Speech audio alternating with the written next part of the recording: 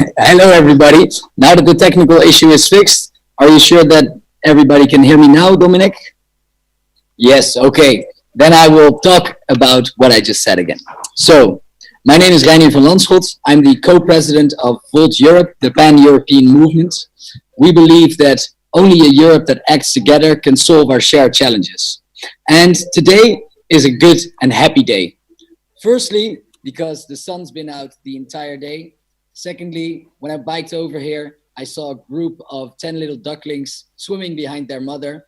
And that's always a sight that touches me. But thirdly, and more importantly, today is Europe Day. What, you may ask? Well, Europe Day is a day where we celebrate the fact that we have a peaceful and good collaboration within the EU for the past 70 years. And why is it on May 9th? And why is this the 17th Europe Day? Well, it's actually because on May 9th in 1950, Schuman wrote or read out a declaration. And that declaration marks the actual start of the European Union and the European collaboration. It is an important moment, and it could be described as very historical. His vision was to create a European institution that would pool and manage coal and steel production. And a treaty which contained exactly that body was signed a year later. What's interesting to say is that it started off with peace. So I quote from what Schuman read in 1950 from his speech: "World peace cannot be safeguarded without the making of creative efforts proportionate to the dangers which threaten it," which I think is still relevant today, because we need to have creative efforts that are very far-reaching and that where we think very big. Because, for example, one of the dangers that threatens our peace now is climate change, and the only way to solve that challenge is by a creative effort that is immense, such as integrating the EU a lot further, one of the things that Volt wants to achieve.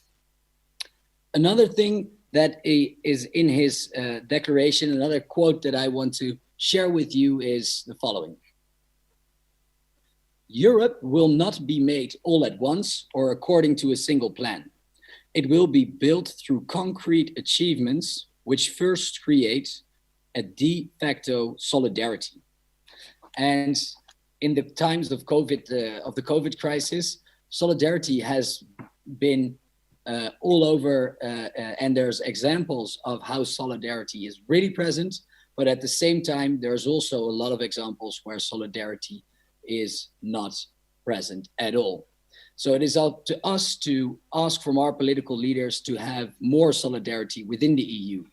And if they do not take that responsibility soon, then it is up to ourselves to do something about the injustices we see. That's why Volt has also started a campaign called Europe Caris, where we gather relief supplies for refugees in the Greek islands.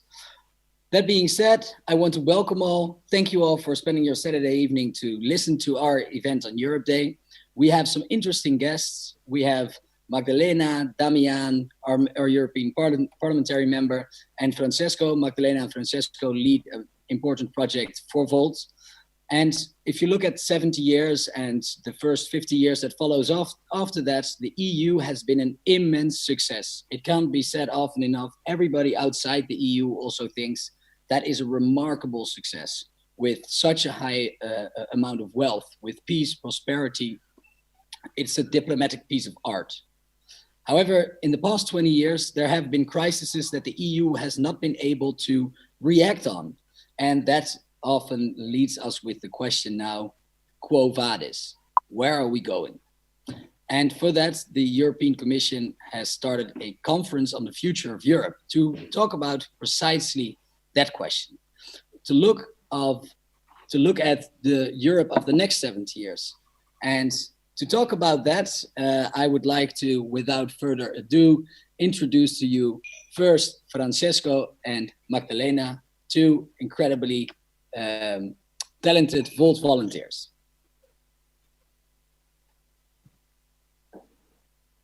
Hi, everyone. Yeah, so Francesca and myself are leading a project that Volt has started to accompany the conference on the future of Europe that should have started today. Now it's postponed due to reasons we all know very well. But nonetheless, we are very happy to be presenting to you our conference campaign today.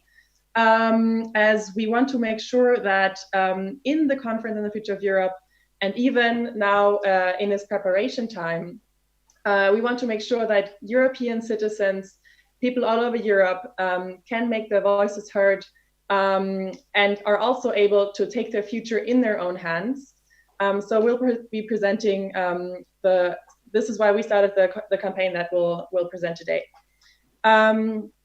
So the campaign that we are planning consists of 3 phases that we developed according to the Volt's Way of Doing Politics framework.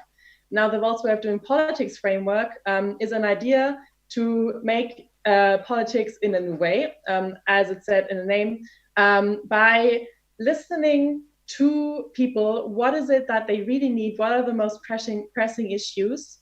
Then identifying solutions, and then campaigning to put these solutions in practice. Now, for the conference on the future of Europe, we are at the moment in the listening phase. We want to, through our local teams, get in touch with the people on the ground, and I think we can still stay on the slides with the 3 phases for now. Yeah, so we want to get in touch with the local teams and understand their specific issues. Then together with the communities on the ground, develop solutions to these issues, and also together with external experts.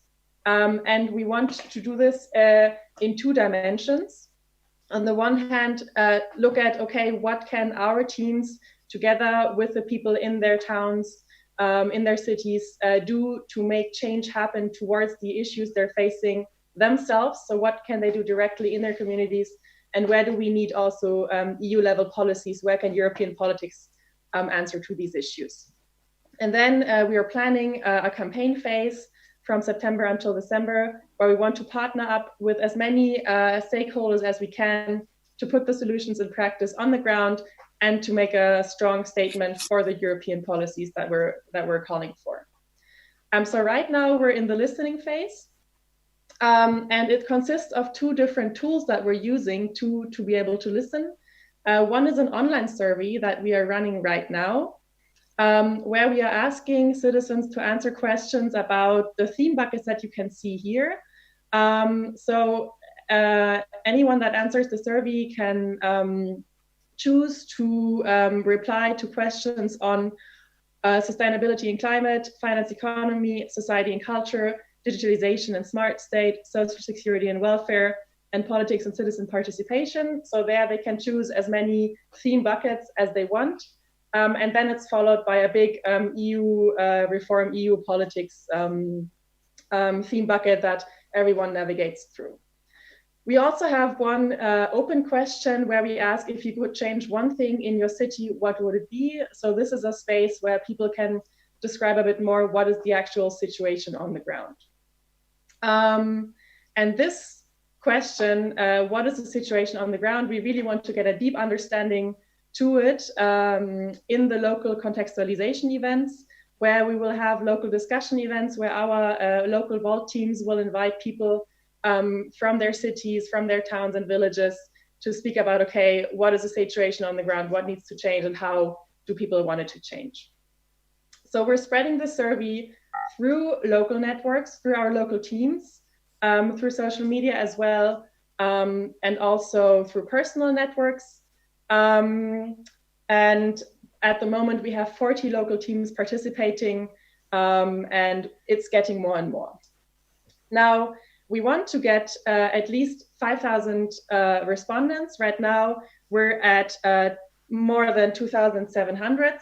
So we believe that if anyone that participates in this project sends this survey out to 5 more people and gets them to reply, we will easily meet that target. For now, from the respondents that we have, we see that most of them come from Germany, Italy, and the Netherlands. But if we look at the response rates in terms of the membership rates in different Vault countries, we actually see that France, Portugal, Spain, and the UK are doing a very, very good job. So here are some countries with a lot of potential that we want to keep building, want to push to really grow through this campaign. When we look at who is answering through the survey, the majority of respondents is not involved. But if we look at the gender and age, how it is spread across gender and age, it is very much like Vault. So we have a lot of young men responding. So here we want to really try to reach out to more women, to people from marginalized groups, older and younger people, maybe people with migration histories from non-European countries as well, people from the queer community and so on. So if you're thinking about which 5 people could I send this to that I haven't said it yet, maybe you can find women or people from other underrepresented groups to fill the survey out. When we look at what theme buckets the people choose the most, digitization and sustainability are coming in first, and they're followed by society and culture and politics and citizen participation. Yeah, we will have a more local analysis to then see what is important where. And with that, I hand over to Francesco to present the next steps in the campaign. Thank you, Lena. Thank you, Rani. So I want only to underline one thing Lena already said, that it's really important. If you guys send the survey to friends, to family, to voters in your community, and you are a local team participating to our campaign, it will let us, through the survey, know what are the main interests in your area. So it's very important that you actually fill the survey so that we can have data on your area and on the interest and opinions of your community. So we are really looking forward to work with the local teams. As Lena said, the very first step after the results of the survey will be these contextualizations. They will be our occasion to first try this division, this duality on which we are organizing our campaign. And this duality works on social innovation and policy, as Lena already said. And I just want to underline that this division is very important because it expresses our way of campaigning for the conference. So on one side, we have citizens and communities that look for solution, get engaged practically, looking for a concrete result on their local level to solve things. But it is not just the local level. So they try to find ways of social innovation in order to communicate these ideas also to other local teams, to other local communities across Europe. This is the strength and the possibility we have actually involved. And this is also how we will be working in the campaign. And of course, on the other side, we have the policy side. And that is a side that it's a work that we will never leave out, but it will be always a policy work that comes from the bottom. So from also policy ideas of local voters that are imagining to be part of a government, of the local government. And also it will be a work, as I will just say later on, it will be a work of policy, imagining how more bigger and higher institution can actually bring change and help citizens solve their local issues, their European local issues. So after this, we were saying contextualization event, we will gather the proposals about social innovation and policies. And these proposals will consist mainly in best practices that the local teams can actually want to exchange with other local teams, or also best problems that can actually are not solved yet. And these exchanges will manifest in these European exchange meetups. So, of course, these European exchange meetups will be organized by matching local teams. We have still to figure out how we can actually develop a good matching progress, but we will surely work on that through the survey results, because the survey results at first will tell us which are the main interests and the opinions about the theme buckets you saw before of every single local team. And then we will match local teams based also on affinity, based on these similar interests that resulted from the survey. And then they will exchange these best practices. They will gain from these exchange meetups, given that we can do that because we are a European movement. They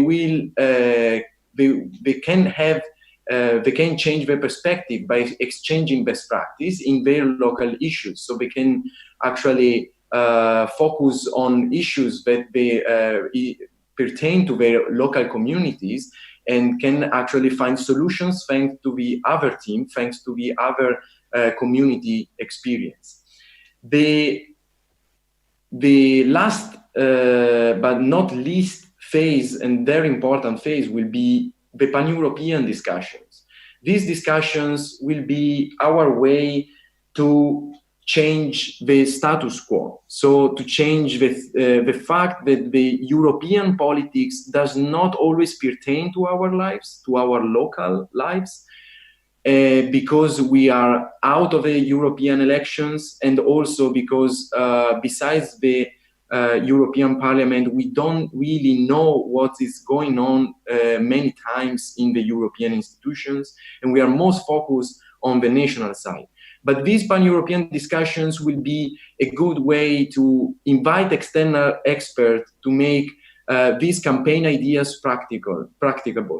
So we will try to involve citizens who have gathered these proposals, who have exchanged these proposals across Europe.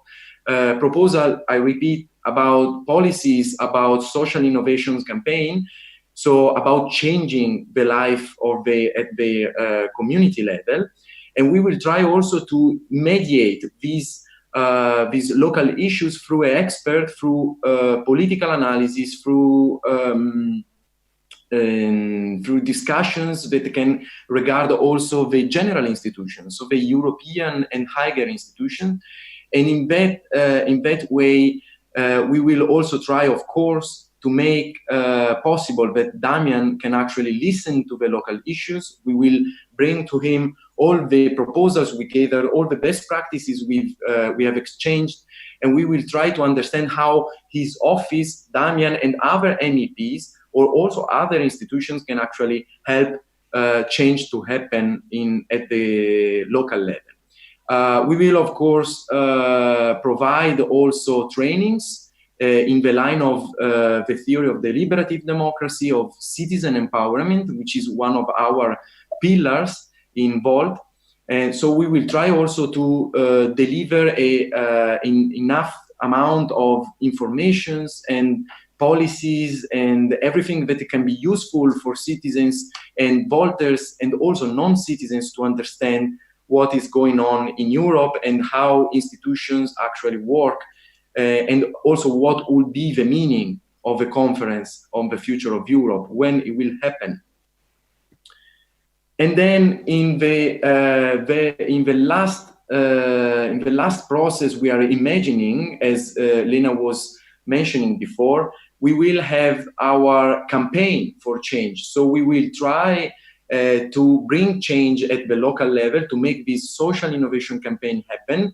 We will also try on the policy side to present our vision, our long-term vision of a conference on the future of Europe as a movement, as a political party. And we will try so to support Damian's standing and Damian's work in the Constitutional Affairs Committee, in the representation in the conference, because we are really, really lucky, let me say that.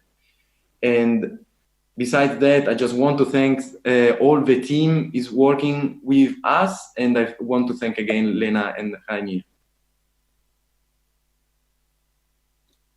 Thank you very much, Francesco and Lena, for this interesting presentation about what we are doing with the Conference on the Future of Europe campaign. Meanwhile, everybody has the opportunity to ask us questions, either on Facebook or on YouTube or wherever you're looking this. If you type down anything that comes to mind that you would like to know, you can write it there and it will be transferred to us so we can also answer them. And the first question we got was from somebody called Chiara. And she is actually asking, what is Volt doing practically apart talking? And do you live on Earth? Yes, Chiara, I do live on Earth. And it is actually a very legit question, because often when I see politicians, I also think it's just talking and what is actually coming from that. But what I've learned from the past couple of years when I started to actively participate in politics is that if you make it really small, what does it come down to? It comes down to having ideas on how you want to build your society, convincing people of those ideas, and then bringing them into practice.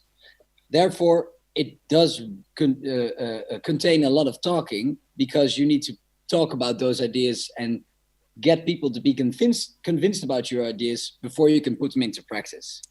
However, when you are elected, you can actually work practically on putting that into practice.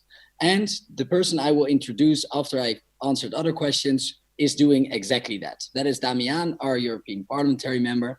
And so he is practically working on making our ideas a reality.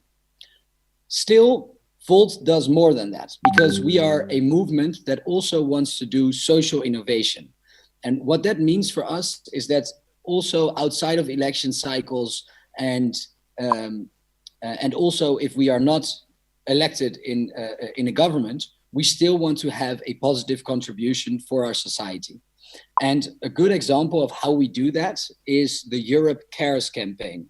It was an idea from Volters that said, if COVID breaks out on the islands in Greece, where refugees are very closely together, then that will be a human disaster. So we need to get relief supplies there. And what started with 20,000 masks is now grown until 60,000 masks, I think, that are being shipped there together with other supplies to improve the situation. I highly recommend you, if you are someone that prefers to do instead of talk, then please visit europecares.org and see how you can contribute. Thirdly, what I think really makes Volt different from other pro-European organizations that I have seen is that we are really a movement with local teams on the ground. We started bottom up. We did not start from Brussels. So we're really trying to bring the local and common European voice and the voice of people towards the EU. And the Conference on the Future of Europe campaign is a very good example of that. So I hope that answered your question sufficiently, Chiara. I also saw the question, having Volt in the UK after Brexit, do you plan to go into Serbia, Ukraine, and Moldova? And we are indeed very active in the UK still. We have a team there that strives towards an eventual reunification. We are not active in Serbia, Ukraine, and Moldova yet. Our strategy is first to try and, besides the social innovation campaigns, get people elected in the European Parliament by 2024. And because time and resources and energy is limited, we need to focus on the countries that are currently in the EU more. Sorry for talking too long. I see that I have to stop answering questions now, but if you want to ask questions, I still would recommend you to write them down, because I will now introduce Damian, who is the person that is trying to bring our ideas to life in the European Parliament. and he is an interesting man to ask questions to. So if you ask them, he will answer them. Without further ado, one of the founders of Volt Europe was somebody who's been here from the very start, Damian Beuzelager. Could you come to the stage and introduce yourself? Yeah, hi, Renier. Thanks a lot for the kind introduction.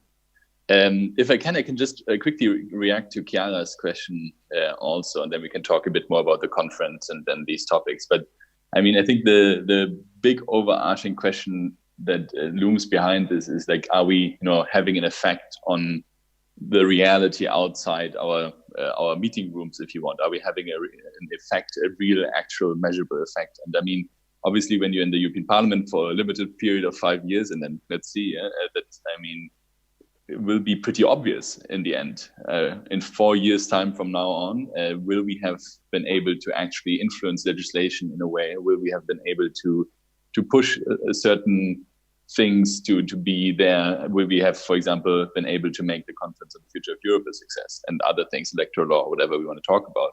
So I think that's very easy to see, but still, I think it's always good for Volt to, on the one side, think about what kind of actual real life changes do we do? I mean, what kind of effects do we have? But on the other side, also see that we are already having huge effects, as you're saying, because I mean, the hardest thing is going from being passive into getting active and doing something. And I mean, many of us discuss in the evenings about politics, as we all did before we joined Volt. We discuss about things. You say, this is annoying. But to actually make this step into saying, okay, I will try to change this, for me is already a big success. And that was from the beginning one of the driving factors, that if you manage to make people join party politics, which sounds inherently boring if you think about it, I think that for me is a quite important, let's say, success. And it reminds me also of a speech, Renier, that you once gave. I don't know if you remember this, but I think the day is a good one to remember it, which was when, after I spoke, I think in Amsterdam on the stage, at our General Assembly, when we had it there, you said that it's quite impressive that a German guy can stand on a stage in Amsterdam and talk about politics. And I think if we think about the fact why the Schuman Declaration came, why we have Europe Day today, why yesterday there was actually the day of the capitulation of the German Wehrmacht to the Allies, I think it's a good day to remember that getting active in politics, be it Volt or any other party, is probably one of the best things we can do to try to fight the political directions we don't want, extremism and then right-wing populism.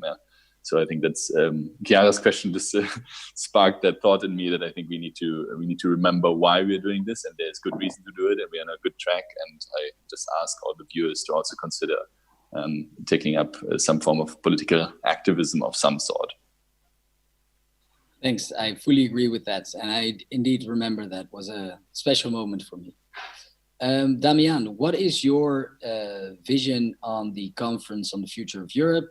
And how do you think it's best to involve citizens? So just as a quick recap, I can talk maybe 1 second about how we got to where we are now, what we are currently trying to do from within the parliament, and also, I mean, what you can do right now, and then let's say when the conference is started, what we can do all together. So up to now, as you introduced very clearly in the beginning, von der Leyen, so the Commission President, basically promised this when she wanted us to elect her, that she would hold this Conference on the Future of Europe, and then said, okay, it's up to you, to Parliament, to design this, whatever it will be. And so since September, I would say mainly there was a technical working group in the, let's say, of the coordinators, mostly of the Constitution Committee, that together tried to write a resolution. And what I pushed for in my office, pushed for together with Jo, was like 3 main things. And the first one is that we have meaningful participation, because you can have participation and you can have meaningful participation. And there's a huge gap between that. And meaningful participation is something that's also very, let's say, close to the heart of Volt.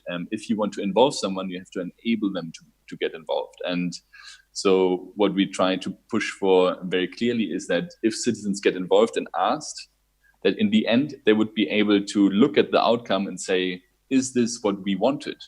Because if not, it's just like another Eurobarometer, another survey. And so we wanted to really make sure that like whatever starts at the citizen goes back in full circle to the citizens, and then they can say, this makes sense or not. So that basically any resolution from this conference would have to go through the scrutiny of citizens again. And obviously that the citizens which are there are being informed, have enough time to deliberate, and are being taken along this journey together. And that you don't just constantly exchange citizens, but that you keep them and build and inform. The second thing that we fought for was that there's a 3-month cycle. So to ensure that the media, but also every citizen can follow this, you have to have one topic in a 3-month cycle. The total conference was supposed to be a 2-year process, and every 3 months, so like in 8 cycles, you would discuss, for example, climate, defense, if you want, probably now health as one of the core topics.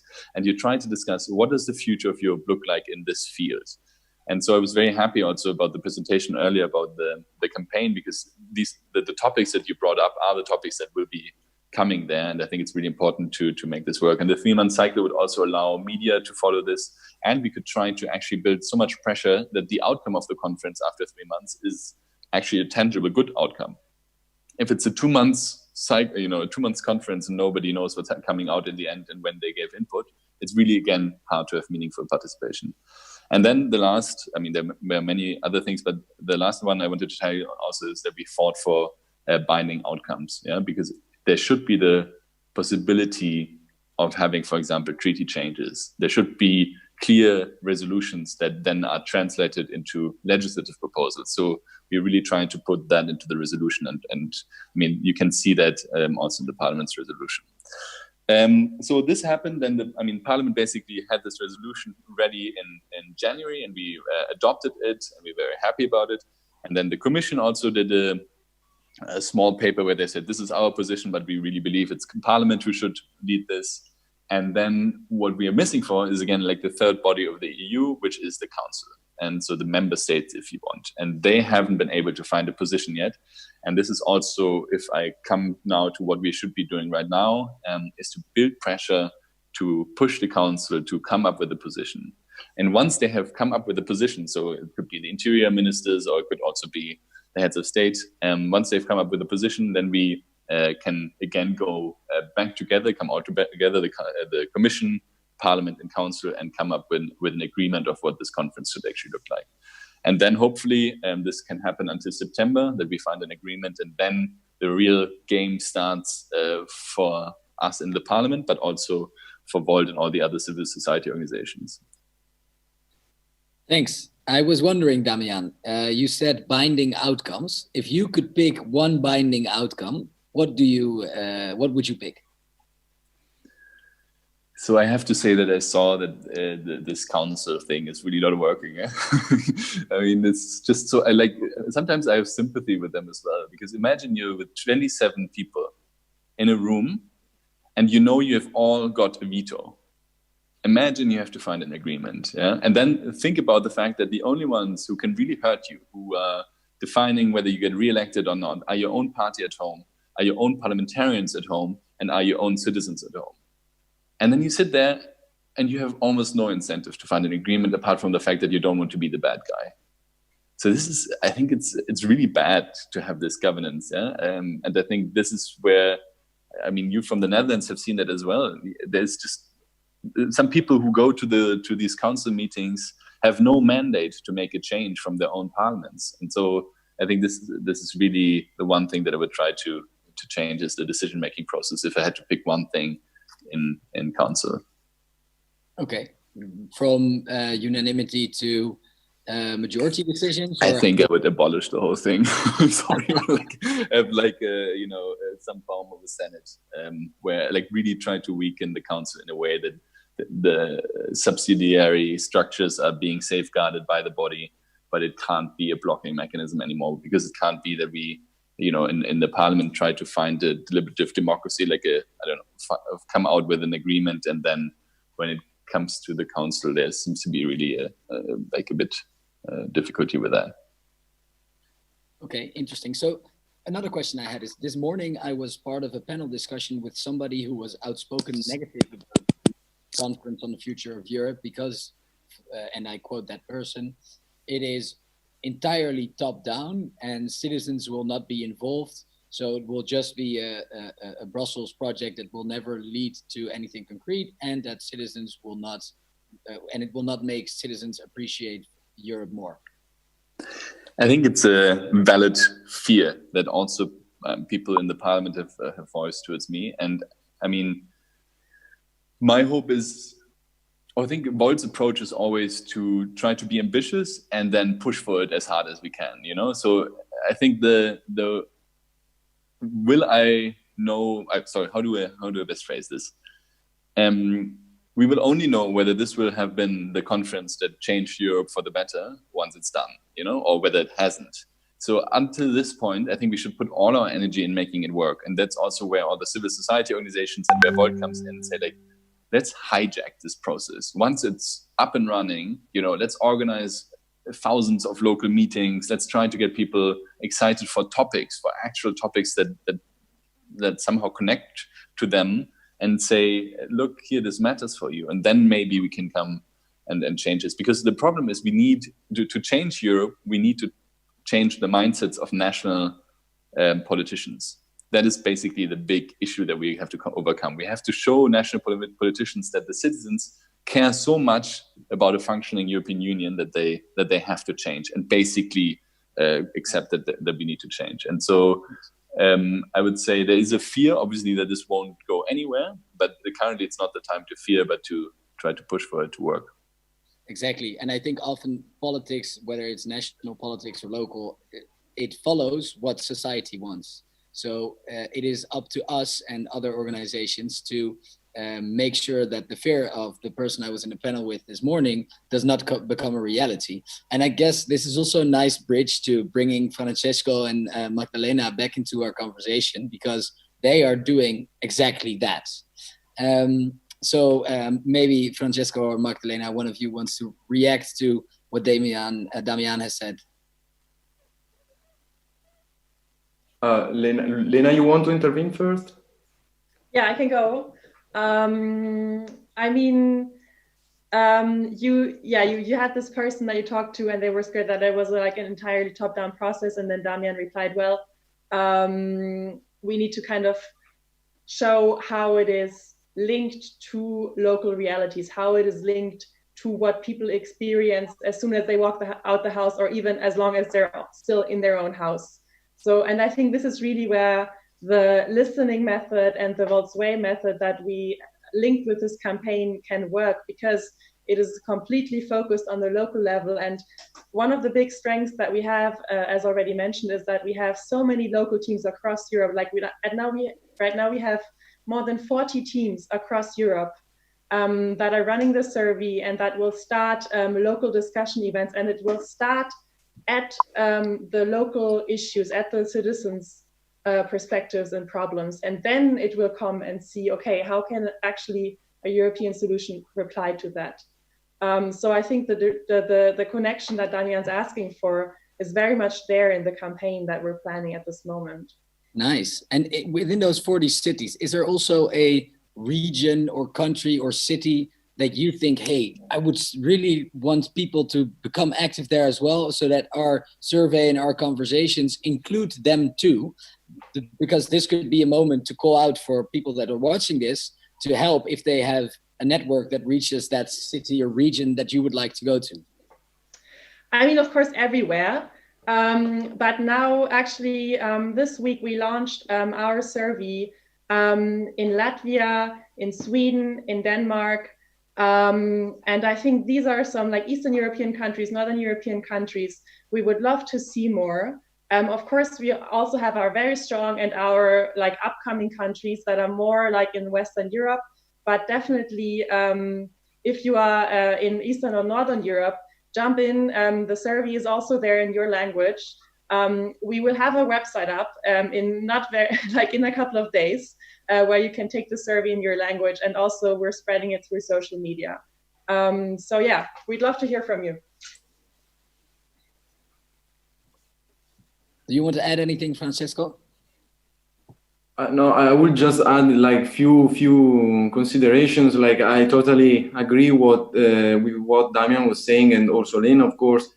I'm just really fond of with this project, with the Volts project in general, and the project also of this campaign, because this is our home. This conference will be our home as a political party and as a political movement, because we can actually make the difference being the two of the sides of a coin. So we can participate to the governments, being part of institutions as a political party, but also we want to push our being as a political movement and show that we can include citizens to believe in politics again. This was the mantra I saw, the first very sentence I saw when I entered involved, and what really convinced me to enter, like make people believe in politics again, which is not only electoral campaigns, but it's also politics at the local level, but it's also politics that does not regard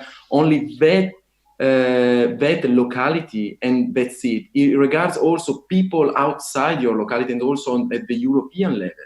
So if we can show, as Damian was saying, if we can show that we can connect people across Europe, we are able to connect them and to speak in the same language, metaphorically speaking, about the same things. We can show and we can pressure institutions and national institutions that there are actual problems that are not only of national competence.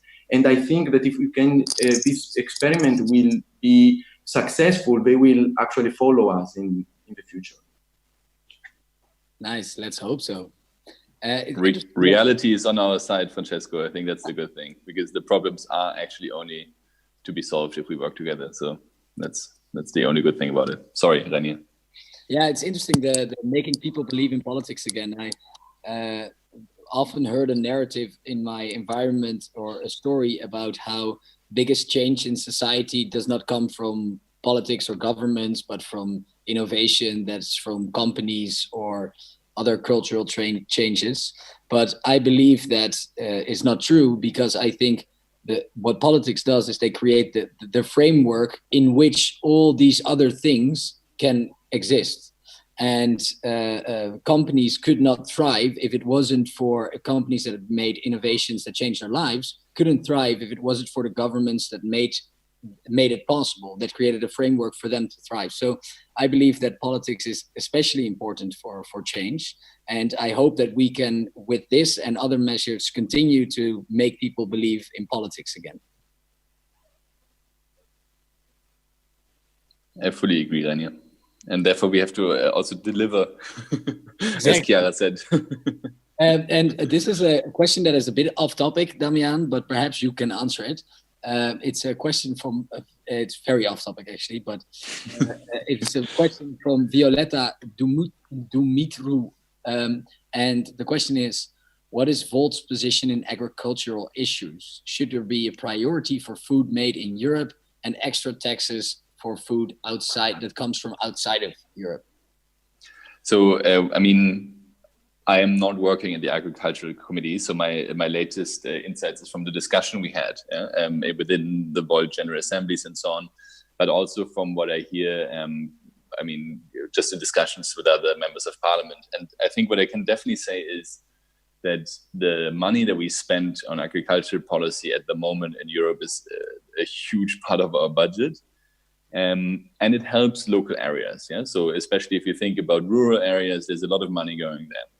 But does it help in the best way possible? And that's a big question mark for me, because if you go a bit more into detail how the money is distributed, that you just basically need to own certain amounts of land, and then you get, I don't know, 300,000 euros transferred at the beginning of the year without having even touched it, that doesn't create the right incentives. So our position is always that we want sustainable agriculture, and that we want, for example, the prices for meat and so to increase, so that basically the farmers can actually allow for better kind of living environments for animals and so on. So like this whole question of you don't necessarily need to reduce all the money that you spend there, but you need to definitely spend it completely differently to be able to make it work.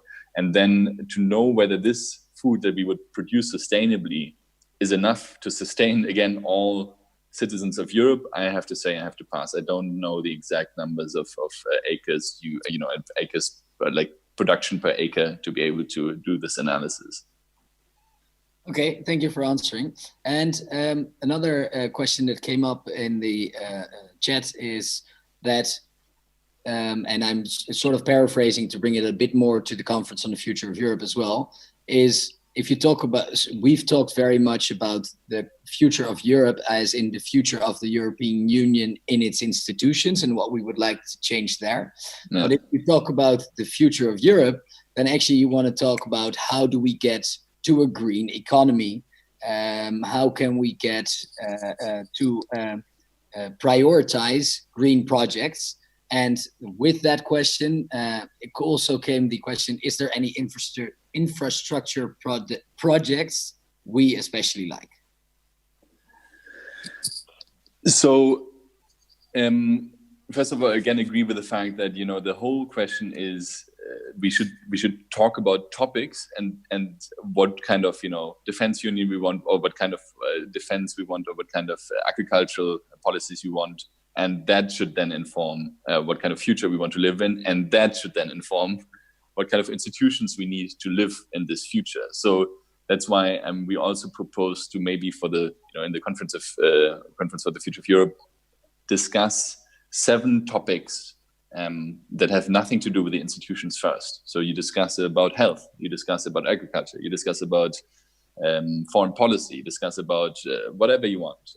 And while you discuss, you constantly try to understand how would the institutions need to change to be able to provide that and to actually get to this better future.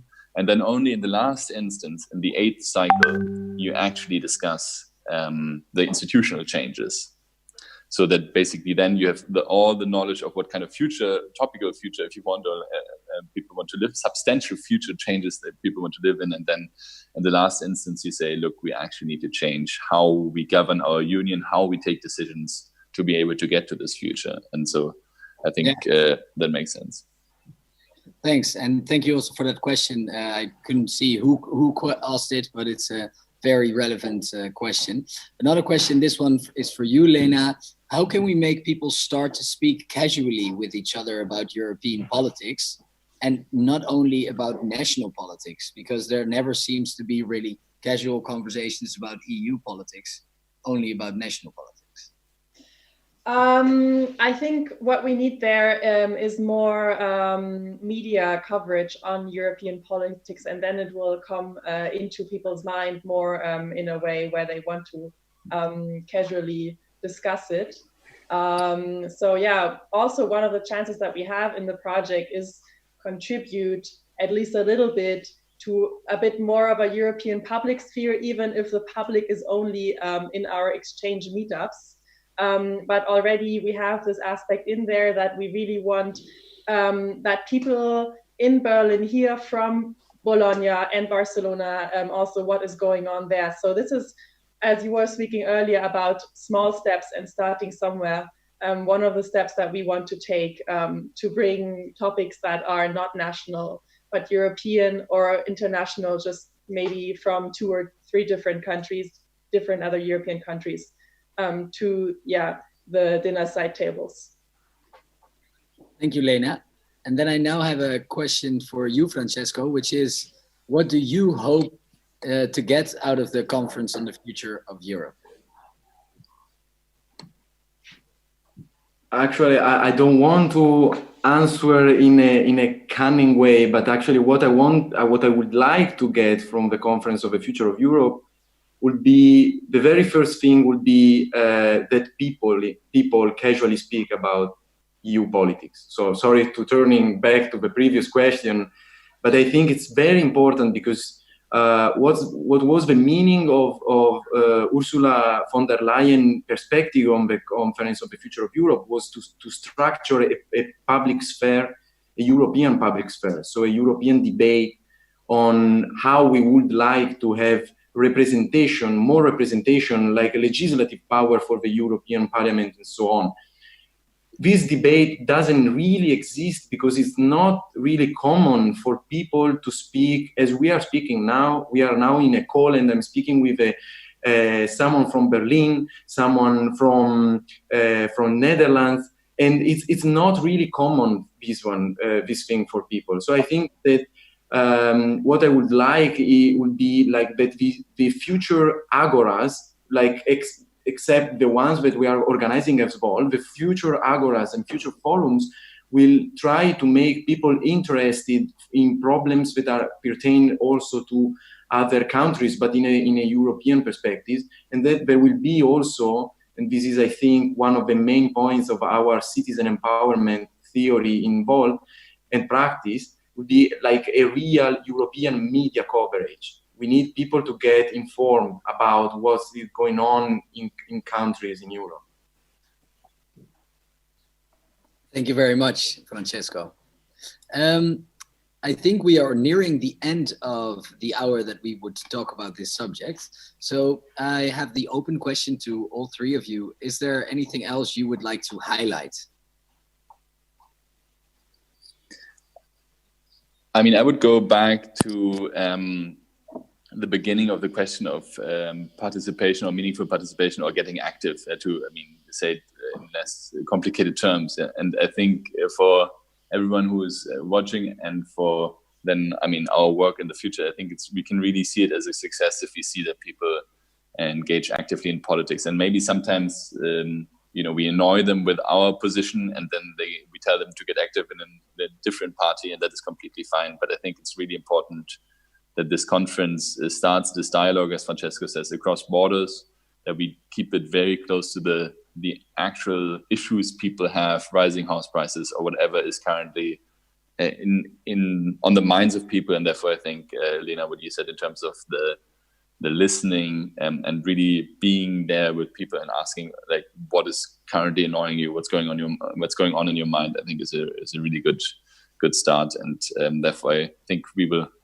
be very successful in promoting this conference, hopefully all together with Wolters and beyond.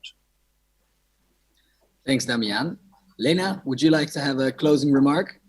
Yeah, I'll just connect to what Damian said. So in order to make this a successful listening, answer the survey, send the survey to as many people as you know. If you are involved and you don't know where to find the survey, ask your national or local event leads. They're the ones responsible for spreading it. And if you're not involved, go check all our social media channels. You'll find it there. And we'll keep you updated about the website with the survey in all different languages. Thank you so much for participating. And we'll get all this to Damian's desk and then into the EP. Thank you very much. And that's how we will bring our European utopia to a reality. So, Francesco, do you want to have a closing remark?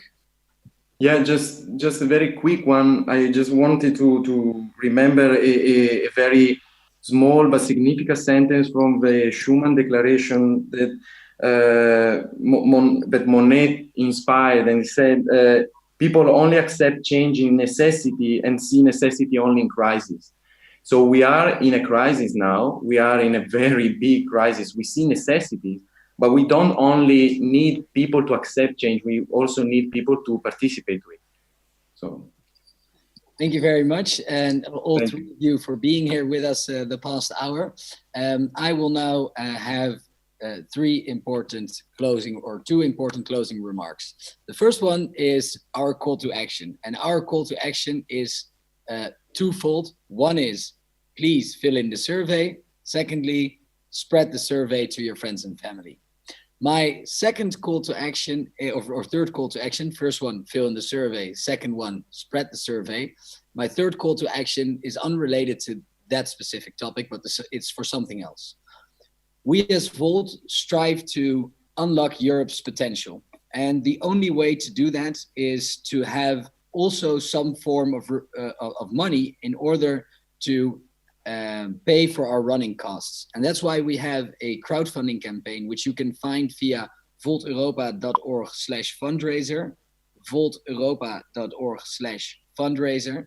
And if you could spare anything on this beautiful sunny Europe day to make sure that we can contribute to a better Europe, that would be very, very much appreciated. Big or small, all those donations help us to do the work. We are an organization that's for 99% running on volunteers. So please help us unlock Europe's potential.